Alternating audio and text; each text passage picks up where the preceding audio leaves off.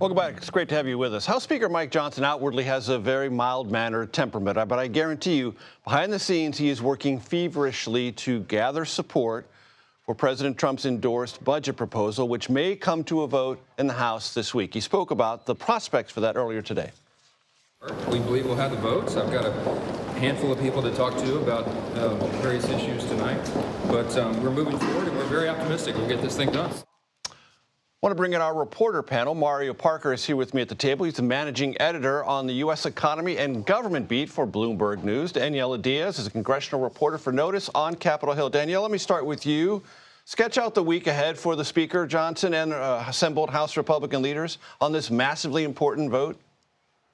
Major Speaker Mike Johnson is hoping to put that budget resolution, that one big, beautiful bill, as we've heard it referred to again and again on Capitol Hill, tomorrow evening for a vote. But as of now, he does not have the votes and enough support to be able to pass that budget resolution measure that is crucial to enacting Trump's massive agenda. I was just outside the Speaker's office talking to Republicans as they come in and out while they meet with the Speaker to try to get more specifics from him on what these specific cuts could look like. Specifically, a lot of Republicans concerned about the $880 billion that the House Energy and Commerce Committee is supposed to find in cuts, which could potentially affect Medicaid, SNAP. That is the concern that we're hearing from Republicans for why they are not supporting this measure. One of them being, of course, Nicole Maliotakis of New York. She was just entering the Speaker's office to ask him for details. And this is playing out in real time.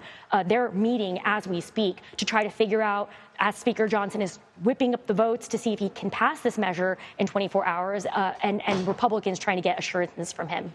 And SNAP is not something you do with your fingers. That Supplemental Nutritional Assistance Program, otherwise known as food stamps. Mario, I want to ask you a couple of macroeconomic questions because it sort of hovers over this House Republican consideration. In the last week, the Dow was down 2.3%, the S&P down 2.3%, NASDAQ down 1.5%. Consumer confidence readings last week expect higher unemployment, that's as consumers. Their confidence fell by 10%, consumer confidence in the future of the U.S. economy, and expectations for inflation grew. These are not promising signs for where the economy just feels volatile, a little up in the air. And that's kind of a backdrop for this big vote in the House this week or whenever it happens. Yes, absolutely. And in fact, that was the thesis in which voters sent Donald Trump back to the White House, right? They overlooked everything else that was going on. He alone can fix it. Yes, exactly. He was supposed to bring down prices on day one. We've seen him kind of pivot away from that. Eggs have dominated the conversation as well. Consumers are gloomy, as you just outlined.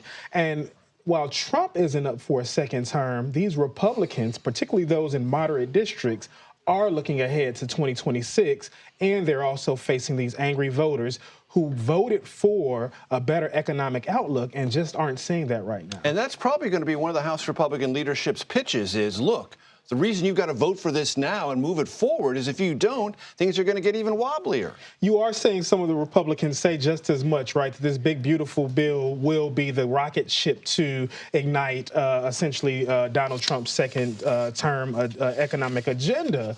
But again, what you're also seeing is some skepticism here where the rubber meets the road. Again, just looking at some of the comments from these moderate Republicans who are saying things like, at what point do some of these cuts start to hit the bone? Danielle, to that point that Mario just made, in your conversations on the Hill, and I know the House Republicans are just getting back to town. They were back home last week. Is there anything combining anxiety for some with Medicaid cuts and what is happening through Elon Musk and the Department of Government Efficiency and federal workforce reductions that's creating sort of a dual anxiety? Well, we saw Major Republicans, when they were back in their districts, face angry voters at town halls. I'm specifically referencing, of course, viral videos that have come out from Georgia Congressman Rich McCormick's town hall over the weekend, where he heard from constituents who were incredibly angry about what's happening here in Washington with DOGE, with Elon Musk sweeping cuts across different government agencies, and a lot of confusion about how this could affect voters back home, how they're feeling these cuts back home. That's one issue.